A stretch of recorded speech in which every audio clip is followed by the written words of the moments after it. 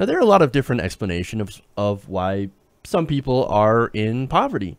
For example, you've got lack of a living wage, increased prices of goods, institutional racism, lack of good paying jobs, income inequality. But what about not being right with God?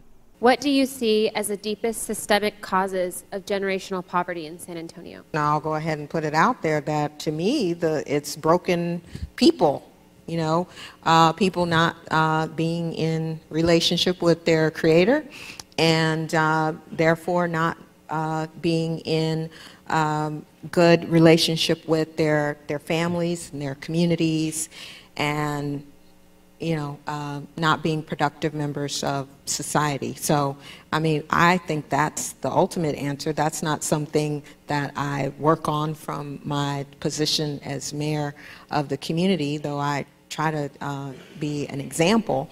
But as far as some of the policy issues that we work on from the political angle or the nonprofit angle, you know, I see education as the great equalizer.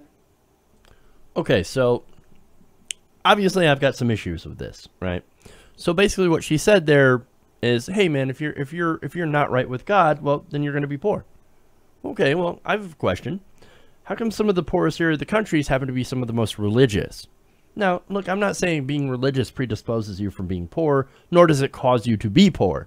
No, that'd be as ridiculous as saying that not being right with God or not believing in God is what makes you poor. I'm not saying that. Again, that's ridiculous. No, people who are poor, I'm saying, tend to gravitate more towards religion for the purposes of community and, of course, of hope. These religious communities tend to help each other, tend to support each other through the church. And it also gives you something to hope for. Hey, man, my life sucks now, but maybe I'll have a better one afterwards. Now, I don't agree with that. I think you only got one life, and you better do the best you can with it. And try to get yourself out of whatever situation that you're able to, you know. But anyway, now, her argument on poverty sucks and is actually deeply insulting to atheists and agnostics. Okay. Now, again, she's telling people that, hey, man, you're probably poor because either you don't believe in God or you're not good with God. And even if you are religious and believe in God, if you're still poor, you're doing something wrong. That is your deepest cause of generational poverty. Nothing about, you know, some of the other issues I outlined earlier. A lack of good paying jobs, income inequality, all that. Lack of a living wage. Now, look, Mayor Taylor, sorry, is a registered Democrat. So it's really weird to hear this argument come from somebody who's supposed to do stuff about the living wage issue and in jobs and income inequality. So again, it's really strange to hear her talk about that. Now, the good thing is that she says, well, I don't use that to form policy. Well, thank fucking God, literally. Because again, that would be pretty ridiculous, and you would essentially be a right-winger at that point. Now, according to the article, although Taylor is a registered Democrat, she has come under repeated criticism from the left on certain issues. I guess I can give you a couple of guesses. You probably already know. LGBT rights.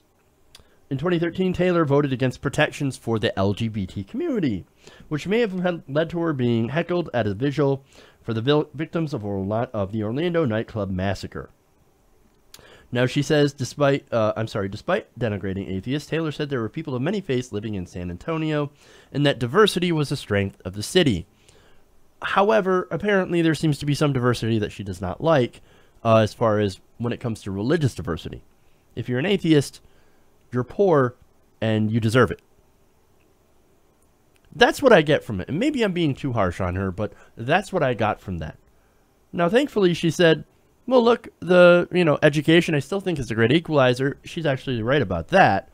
But at the same time, that education seems to be out of reach for a lot of Americans who grow up poor. You grow up in poorer neighborhoods, you get a poorer education, because again, your schools are funded by property taxes, and if you're in a poor area, that school is not going to get the adequate funding. And also, when you're poor, the insane cost of college is still out of reach for many people, or many people look at the immense cost of getting an education and think, well, I can't afford that. Even if I get loans, how the hell am I supposed to pay them back? What's going to happen? So, and even if you do graduate college, you end up having to pay all these loans, and that job isn't necessarily available or doesn't necessarily pay as much as it should. So there's all these issues. But back to the atheist thing for a second. I don't know if you know this, Miss Taylor, but atheists can be rich. There's plenty of rich atheists. They're not right by God. So, but they're still rich. How do you explain that? I mean, you have Stephen Hawking, for example. He's worth $20 million. You have Richard Dawkins. You have Seth MacFarlane, all worth millions or hundreds of millions of dollars. These are rich atheists. And they disprove your point. So why make that point to begin with? Why not, instead of saying, well, look, you got to get right with God. If you want to get out of poverty, why not actually go, you know what? It has nothing to do with religion. It has nothing to do with God. It has nothing to do with any of that. Poverty is a difficult issue that is multifaceted, and we need a multifaceted approach to alleviate that poverty. And it doesn't include anything to do with the church or with God or with faith or with belief, but it actually has to do with practical solutions. Like, again, raising minimum wages, giving people opportunity, and expanding education and healthcare to everybody. That would do a lot. Nothing to do with God. We're overworked as Americans, overpaid, and yet are the most productive workers in the world. And again, that's because a lot of our gains, or most of our gains, end up going to the top 1%. That's what's wrong with the system.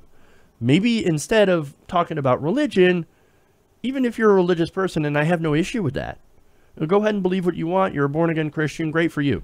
I know some really excellent born-again Christians, evangelicals, that are progressive on policy issues. Focus on the policy. Focus on the economics, and you can actually solve these problems. That's what will solve the problems, not your imaginary sky god. Hey everybody, thanks for watching this video. If you want to see more like this, please hit the subscribe button below. And if you want to support truly independent progressive media, please consider becoming a patron at patreon.com/TYTNation.